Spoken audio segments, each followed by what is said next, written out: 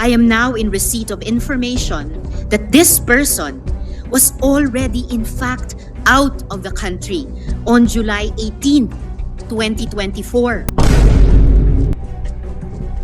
Ipapakita ko po ang dokumentong ito bilang patunay na pumasok sa Malaysia si Alice Guo.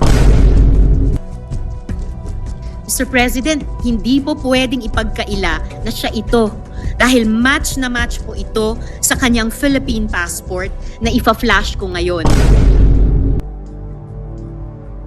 Pagdating sa tarmac, aakyat ka sa aeroplano mo, and then here comes the CIQ, Customs, Immigration, and Quarantine. At kung yun ay kasabwat ni Alice Guo, madaling makakalusot dahil walang CCTV na dadaanan. Super Pinas TV. Super Pinas TV. Naku po mga ka-super, breaking news tayo ngayong araw. Paano kaya nakaalis si Alice Guo? Paano kaya siya nakalabas sa ating bansa? Meron kaya siya mga kasabwat?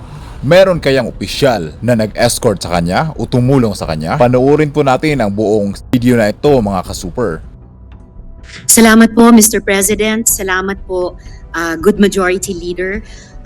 Mr. President, dear colleagues, I rise on a question of privilege. The Under lady Rule may 39. proceed. Salamat tabi, Mr. President. I rise to speak against an assault on the rights, privileges, reputation, conduct, decorum, and dignity of the Senate, as well as the integrity of its proceedings.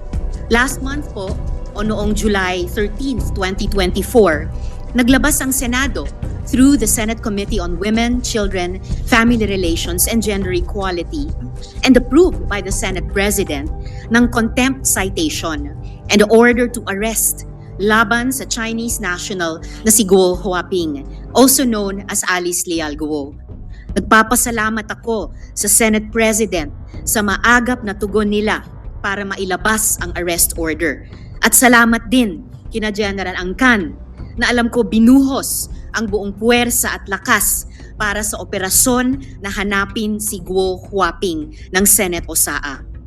But Mr. President, I am now in receipt of information that this person was already in fact out of the country on July 18, 2024 to Kuala Lumpur, Malaysia. Ipapakita ko po ang dokumentong ito bilang patunay na pumasok sa Malaysia si Alice Guo. Siya po ay pumasok ng 12:17, 13 seconds military time ng July 18. Kaya ibig sabihin, umalis siya ng Pilipinas sa gabi ng July 17. Mr. President, hindi po pwedeng ipagkaila na siya ito dahil match na match po ito sa kanyang Philippine passport na ifa-flash ko ngayon. Maraming salamat sa NBI sa impormasyong ito. Patuloy ang pag-track nila kay Alice Guo. Ayon sa aking isa pang source, Mr. President, tumuloy si Alice Guo sa Singapore kung saan nagtagpo-tagpo sila ng kanyang magulang na sina Lin Wenyi at Guo Jianzhong. The couple flew in from China on July 28, 2024. Mistulang reunion sila doon kasama sina Wesley Guo at Cassandra Ong. Mr. President, who allowed this travesty to happen? Sinong may kagagawa nito? Hindi makakaalis si Alice Guo kung walang tumulong sa kanya ng mga opisyales ng pamahalaan para tayong ginisa sa sarili nating mantika. I have always believed that legislative hearings are policy-driven. Kaya nung nag-announce na ng ban ang Pangulo, sabi ko, we have done our jobs. Let law enforcement take the lead. Pero paano kung ang law enforcement mismo ang kailangan imbestigahan? What if they drop the ball? Paano kung sila ang dapat managot? Nangako ang BI sa akin at sa Senate President pro tempore na hindi nila hahayaan si Guo Huaping na makaalis sa Pilipinas. Eh yun pala, wala na talaga siya. Mr. President, kung hindi po natin ito gawan ng paraan as an institution, as a country, parang nagpasampal tayo sa dayuhang ito na paulit-ulit ni sinaula ang ating mga batas, patakaran at proseso. Salamat po, Mr. President. Mr. President, Senator Tulfo is recognized. I'd like to make a manifestation in support of You what may proceed, sir. Senator Rizon de Vera said. Tama yung sinabi niya, dapat gawa natin paraan. A few weeks ago, I did have a hearing sa Committee on Public Services at napuna ko po yung walang processing center. Ang lahat ng mga kababayan natin nung umalis papuntang abroad, walang processing center.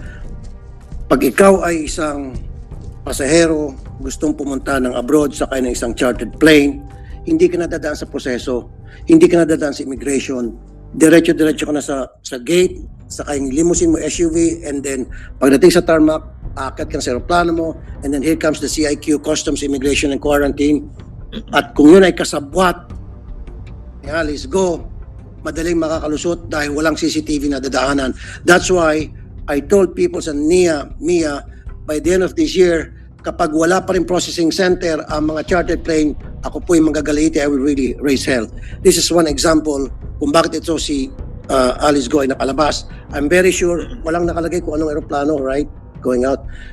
I'm very sure ito ay lumabas through a chartered plane, through a private plane. So all we need to do is tanungin natin kung matitrace siyang kung sino, anong mga private plane ang lumabas o chartered plane ang lumabas that very day from the Philippines. Doon natin matatrack down. At sino yung mga CIQ, Customs, Immigration, Quarantine, ang nag-process ng kanilang passport sa loob ng aeroplano. Because ang nangyari ngayon, Mr. President, kahit na sinong Poncio Pilato sakay ng kanyang limousine, nag-charter siya ng plane, diretso na siya sa tarmac, and then aakyat siya sa loob ng aeroplano, bit ang kanyang mga maleta.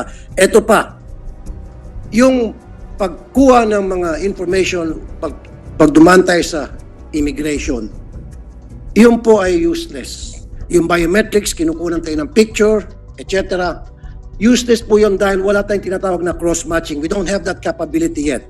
So ibig sabihin, itong si Alice Go, pwedeng bumalik to ng Pilipinas, mga kapusit na hindi natin alam, sapagkat all she needs to do is same mukha niya, basta't palitan lang niya yung kanyang pangalan, makakalusot na siya. So this has to be changed. At again, ako'y nanawagan sa mga taga-NAIA, MIA, Immigration, get your act together dahil by the end of this year, gusto ko magkaroon ng processing center ang lahat ng pasahero going in and coming out of the country. Kailangan may processing center na sila ay dadaan sa butas ng karayom tulad ng dinadaanan ng lahat ng mga simpleng pasahero. Maraming salamat, Mr. President. Salamat po, Mr. President. Ako po, kung magtangkapay ang si Guo Huaping bumalik dito sa Pilipinas, siguro naman uhulihin na talaga siya, di po ba? Pero sa ginawa niya pong iyon na niloko tayo sa loob ng isang buwan, yung pala ay nasa labas na, ewan ko na lang po kung babalik pa yan dito o lalong papalayo sa atin. Salamat po, Mr. President. Mr. President, Senator Poe, what is your pleasure? actually, I would also like to confirm that during some instances in the past, there are private planes that have taken off and there was a conflict between the immigration and the airport security group.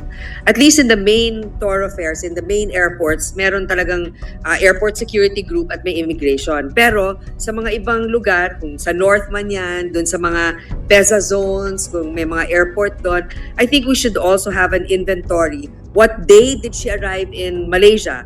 For example, if CAAP has a record of all departures from the Philippines and from where, because I'm sure we have a list if they went to Malaysia, ilan yung mga flight papuntang Malaysia, whether it's private or a passenger plane, we should be able to determine that. Kasi syempre meron yung traffic, di ba? So they should have a master list of who had taken off and have reached for an international flight. So that's one possibility for us to be able to track them.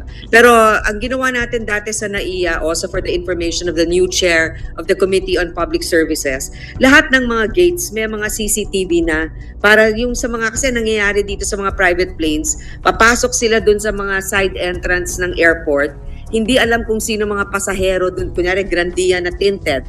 Dapat yan ngayon may mga pwede natin imbestigahan kung kinukunan lahat ng mga nakasakay sa loob kasi minsan napupuslit pumapasok sa eroplano, hindi nakikita ng immigration or ng airport security group. So that's all, Mr. President. Thank you. Mr. President. Sir, if I may, Mr. President, salamat kay Sen. Grace. And tungkol po dun sa CCTV, mukhang sanay itong si Guo Huaping. Maybe this is not the first time she did this.